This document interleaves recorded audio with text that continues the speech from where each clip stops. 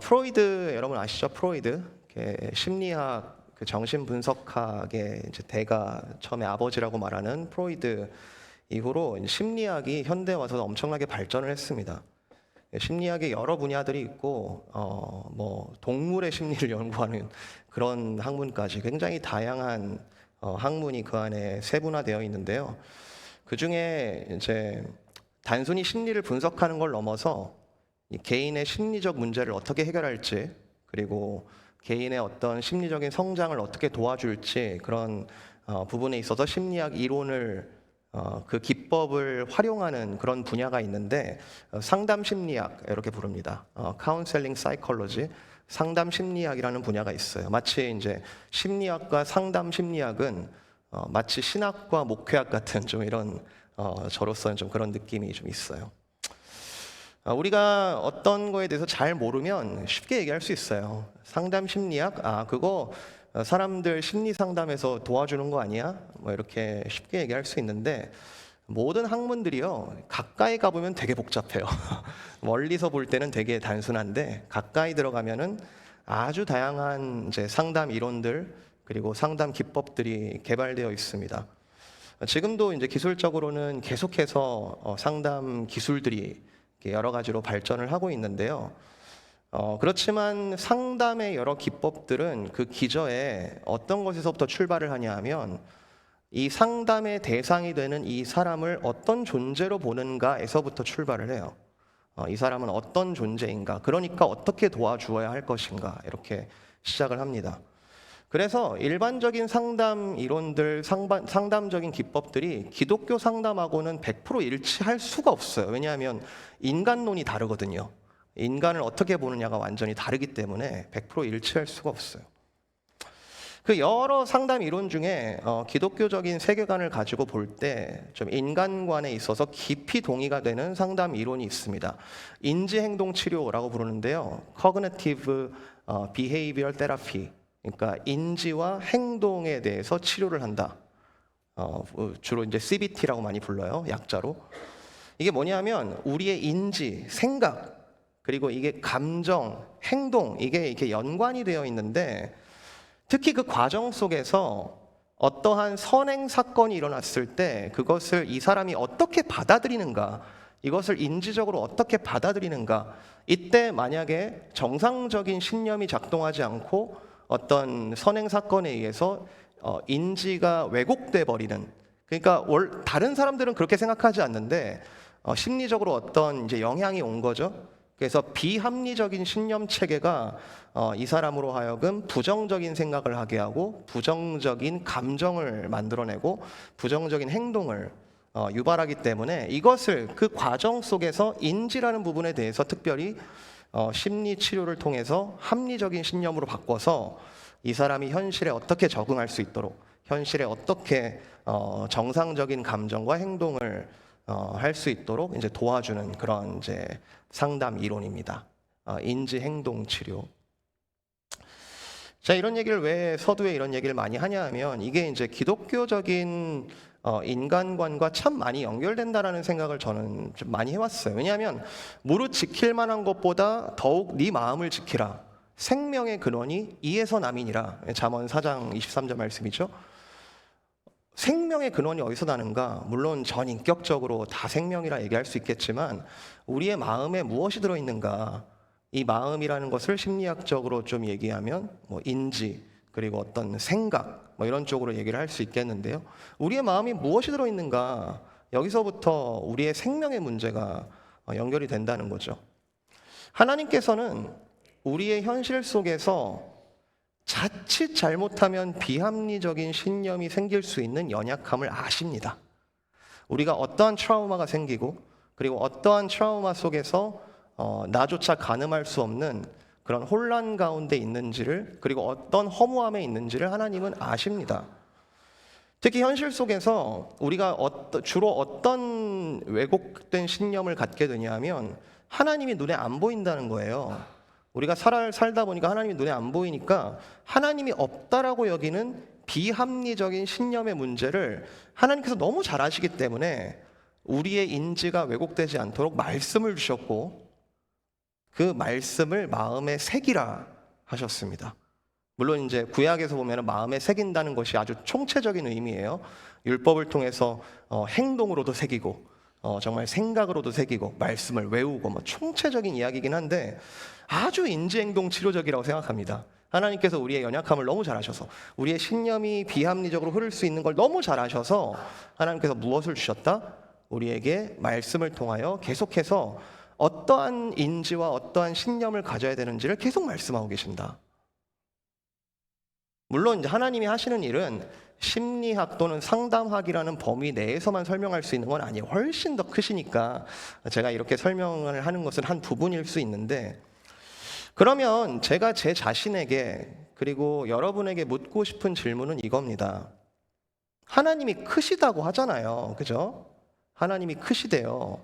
그 크시다는 하나님을 여러분은 여러분의 인지 속에서, 여러분의 생각 속에서, 기독교에서는 마음이라는 개념을 쓰는데, 여러분은 여러분의 마음 속에 하나님이 어느 정도의 크기로 자리하고 계십니까?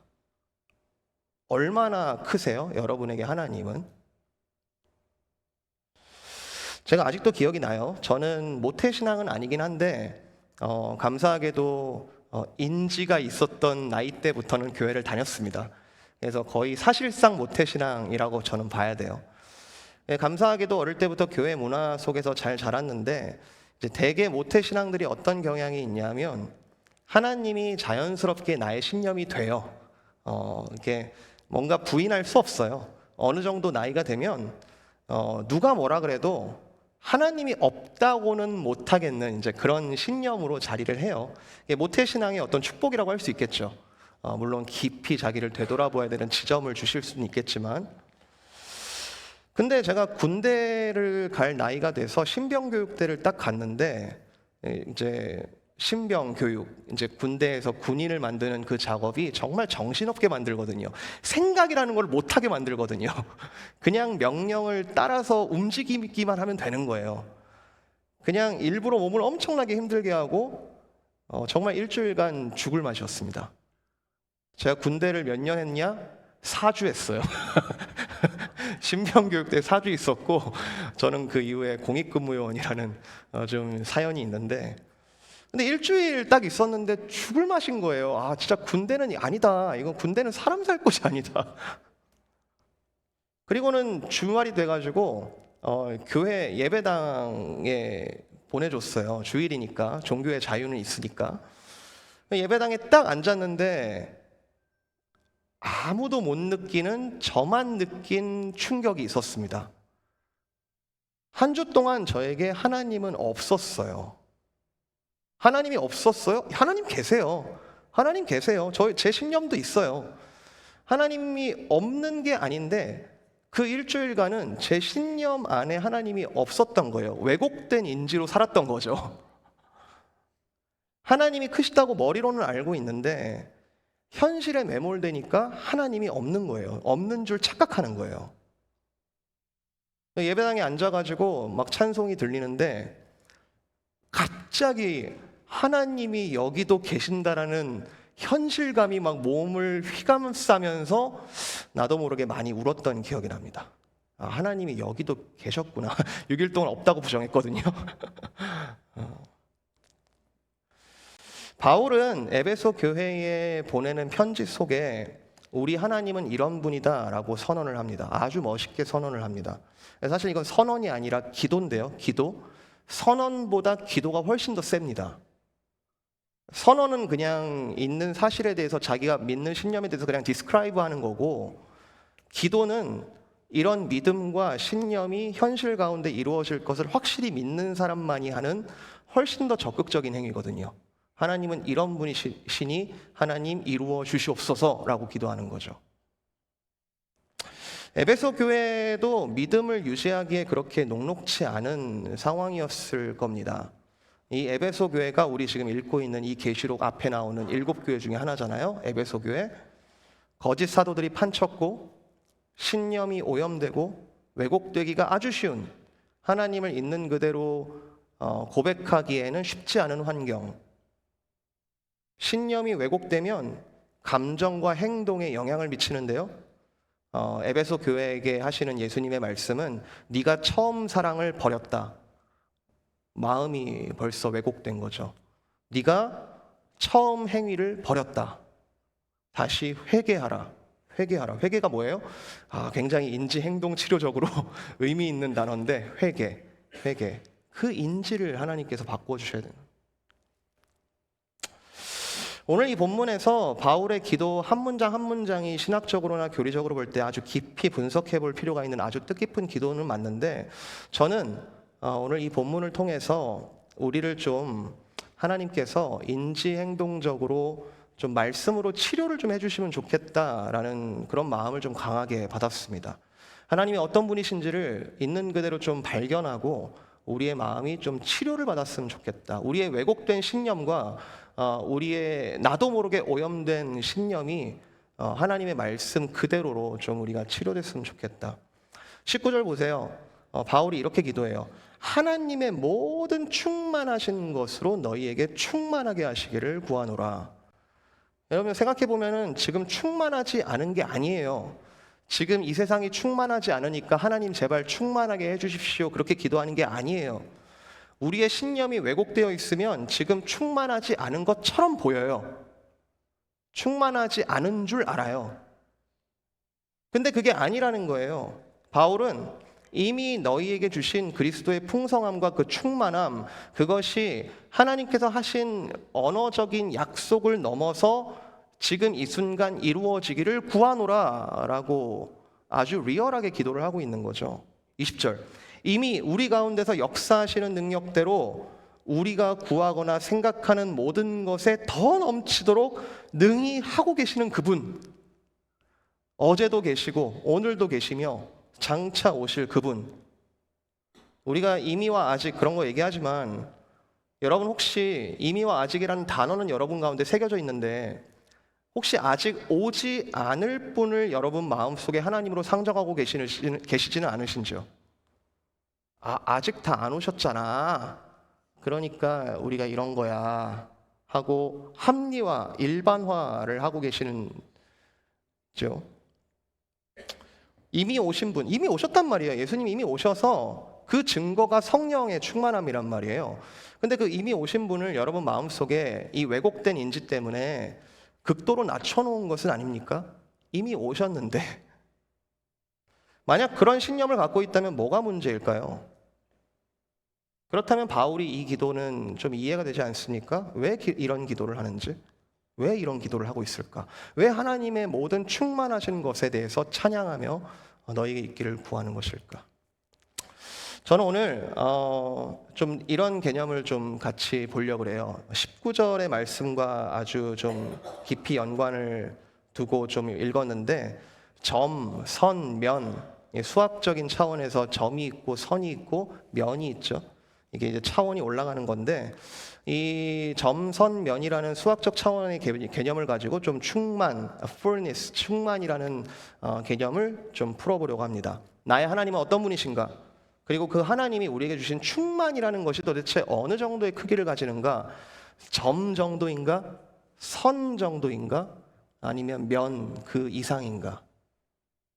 그래서 우리의 왜곡된 신념이 있다면 이 시간 좀 치료해 주시기를 진심으로 구합니다.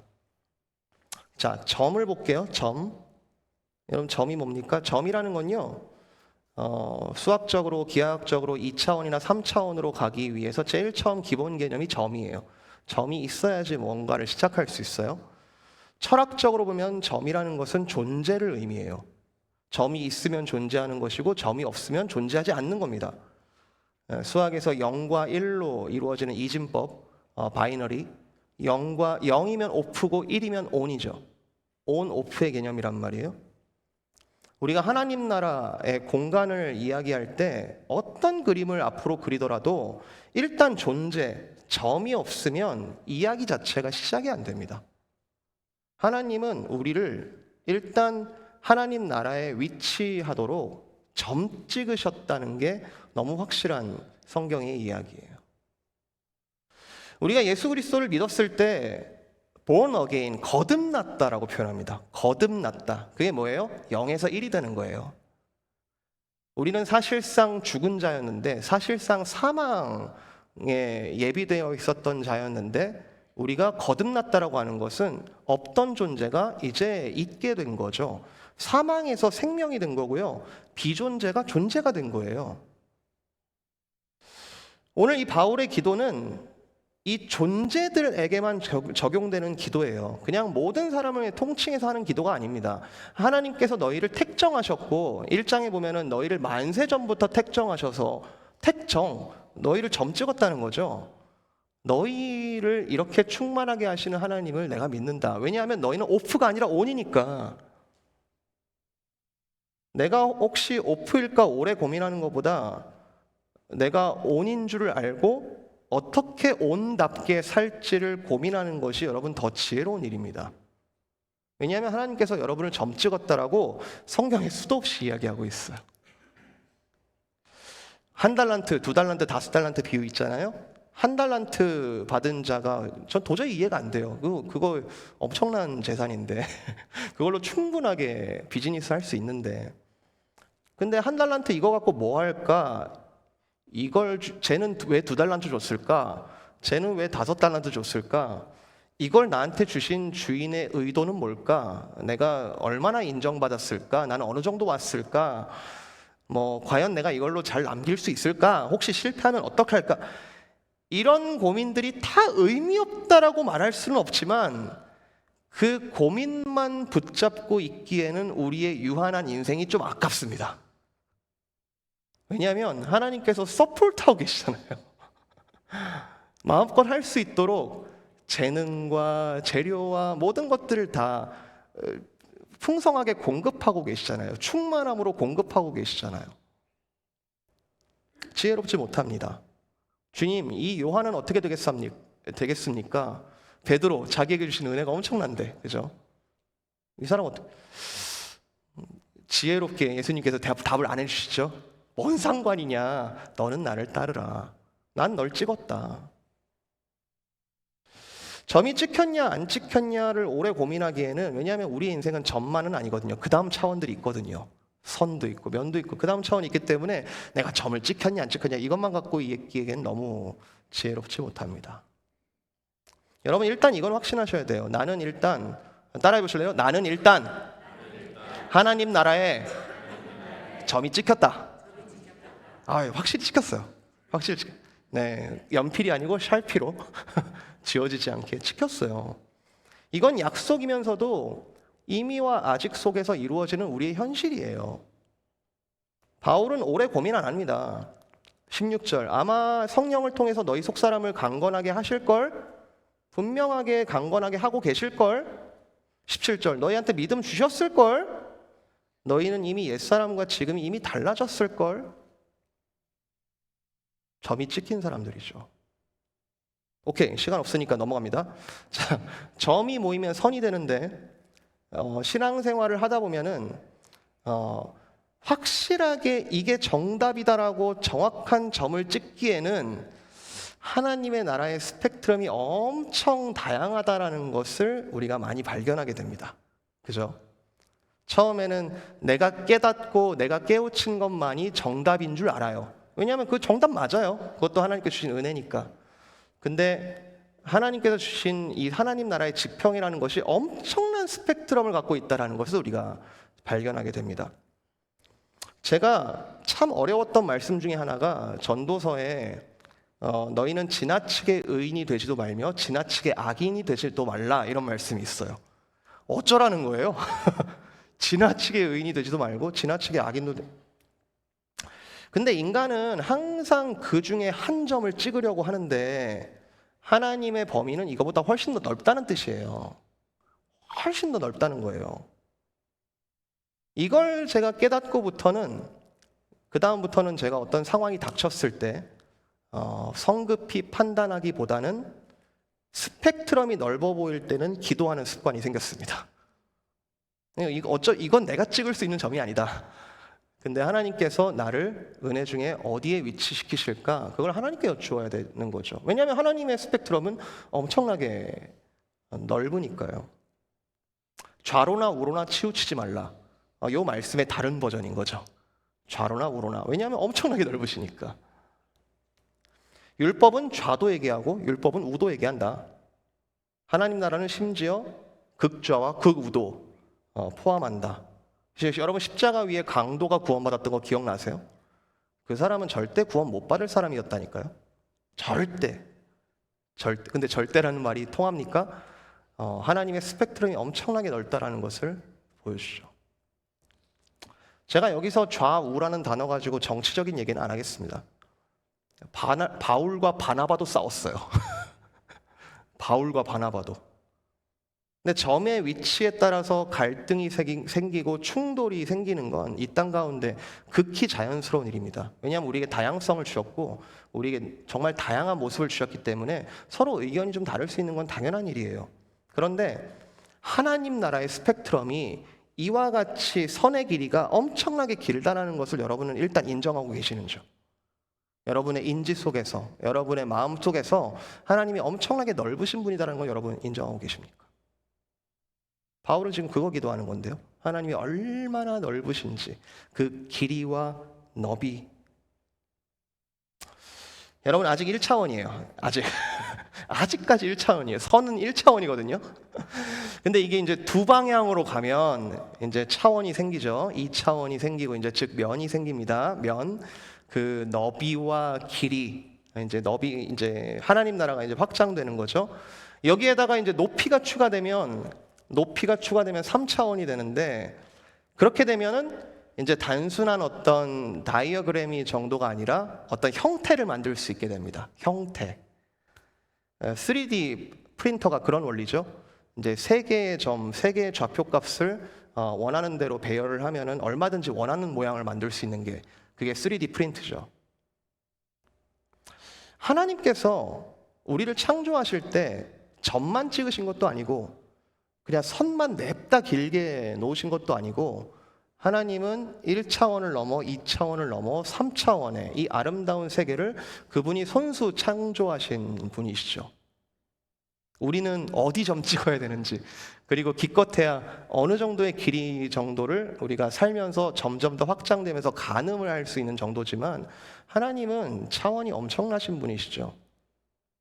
하나님의 창조는 애를 써도 우리가 다 이해할 수 없고 우리가 흉내는 낼지언정 똑같이 모방할 수 있는 수준이 아닙니다. 1차원에서 우리가 아웅다웅하고 있는 우리들을 3차원적으로 당신의 형상을 닮아서 만든 사람들이 우리들이에요. 이런 3차원적인 존재들이 우리가 지금 이렇게 돌아다니고 있는 거예요, 지금. 이 땅 가운데. 그리고 이제 나이가 들었다는 사인 중에 하나가 이제 카톡 프사에 꽃 사진이 많아지는 건데 그전에는 그 3차원적인 아름다움을 몰랐단 말이에요. 그전에는. 그냥 꽃이 있나 보다. 뭐 꽃도 보이지도 않죠. 근데 그게 뭐예요? 그 3차원적인 하나님의 창조에 영혼이 반응하는 거예요. 그 아름다움과 그 높은 차원의 하나님의 광대하심, 크심이 내가 굳이 뭐 머릿속으로 막 하나하나 분석하지 않아도 내 영혼이 반응하는 거예요. 얼마나 크신 분이신지를. 그래서 너비와 길이라는 우리의 지평에 높이만 추가가 돼도 땅만 보던 사람들이 하늘을 같이 보기 시작하면 그 지혜와 비전이 교정되는 거죠.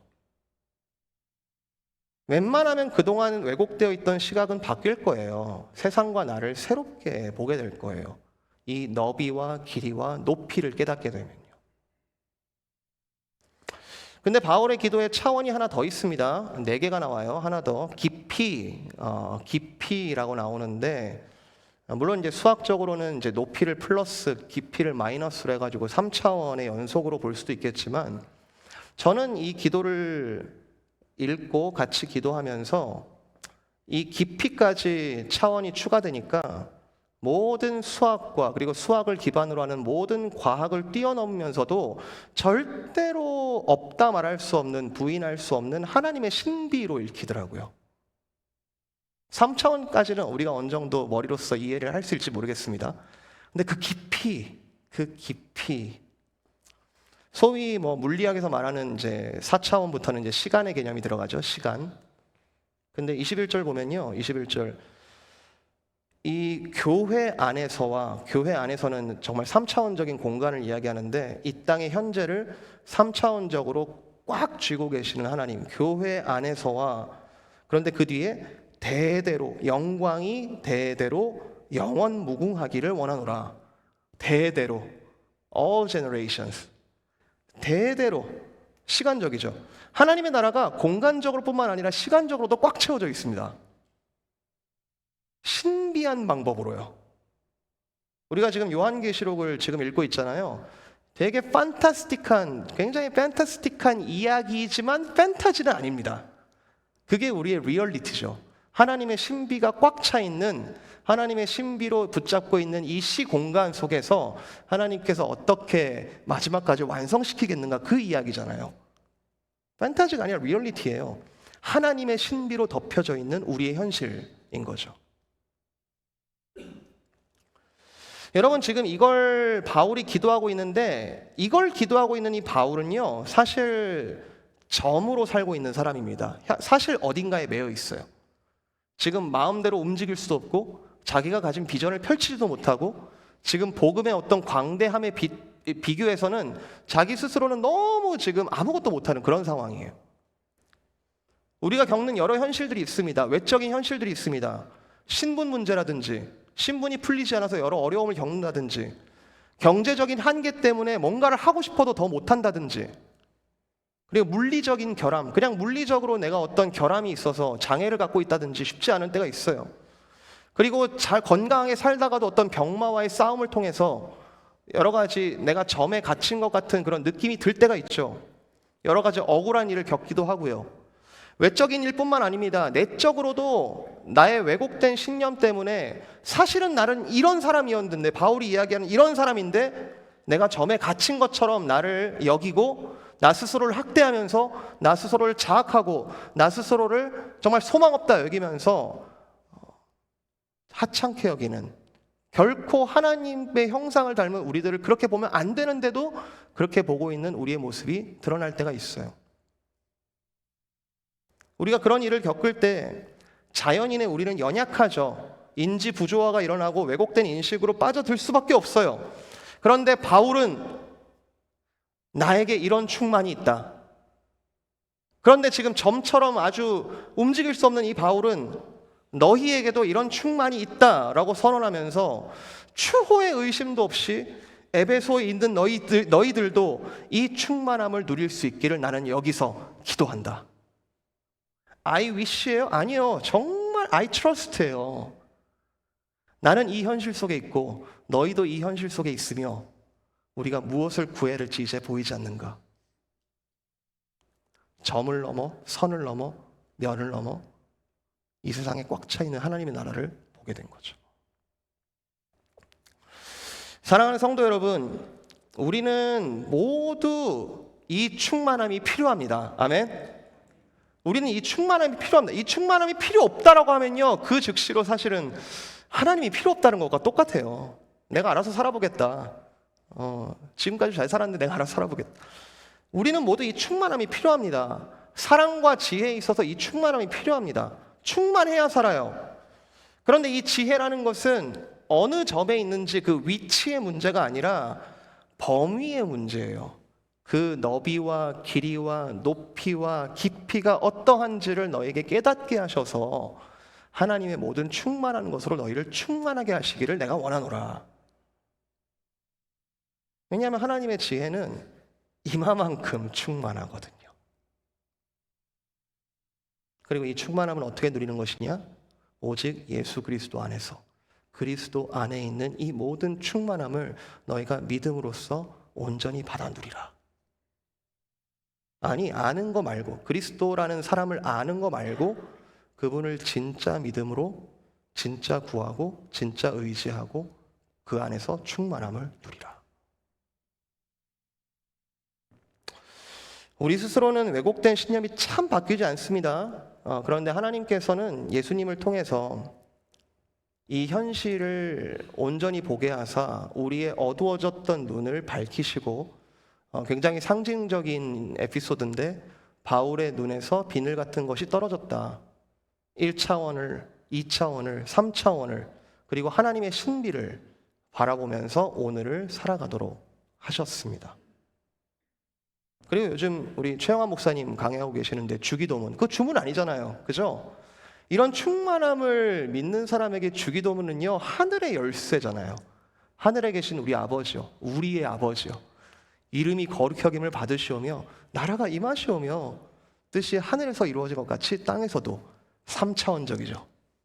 이루어지기를 원하나이다. 오늘날 우리에게 이런 양식을 주시옵고, 못 주실 분이 아니시니까 우리가 우리에게 죄 지은 자를 사하여 준 것 같이 우리 죄를 사하여 주시고, 우리를 시험에 들게 하지 마시옵고 다만 악에서 구하시옵소서.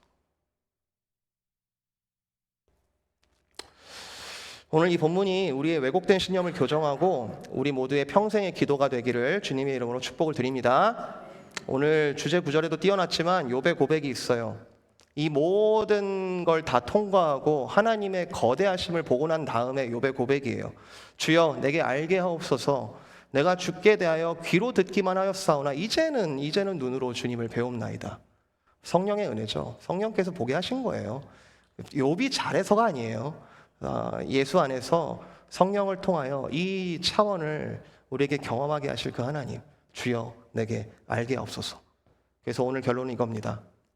충만함을 필요한 우리 모두에게 성령의 충만함을, 약속하신 성령의 충만함을 구하는 모든 복된 자녀 되시기를 주님의 이름으로 축복드립니다.